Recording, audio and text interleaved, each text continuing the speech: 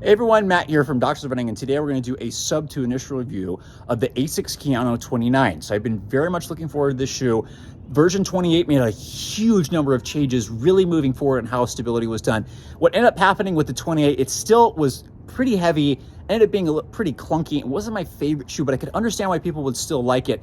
Much softer cushioning underfoot. Rear foot was very stable, a little less so on the forefoot because it was so soft. And I think they've really fixed all of those issues in the 29. Let's talk about why. So part one, the weight is dropped. So the old one was 10.9 ounces. This one's coming in at 10.5 ounces, and it feels lighter than that. It's not super light. It's not a fast shoe. This is a training shoe. This is for miles, easy runs, and maybe some long runs.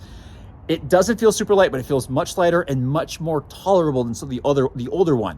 What also adds to that is they finally made a little modification. It's just subtle, but this heel bevel is slightly more posterior lateral, and they did a better job of sculpting it. So now it's sitting under the foot instead of a little bit farther back. That made the heel a lot less clunky.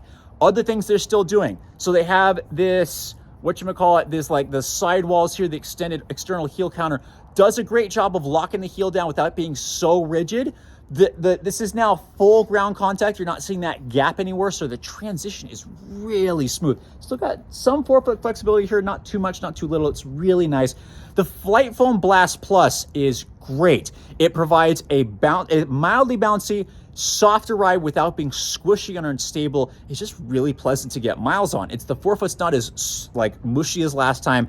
Really much more balanced ride. It's been really pleasant. Stability wise, there's still the light truss system. So what this feels like, honestly, is it feels like the stability level is the same as the older Asics GT2000, whereas the new GT2000 feels like a mild stability shoe. This feels like a moderate stability shoe in a premium package, and this knit upper is still doing great, but I'm really excited to get more miles on these, and we'll check back soon.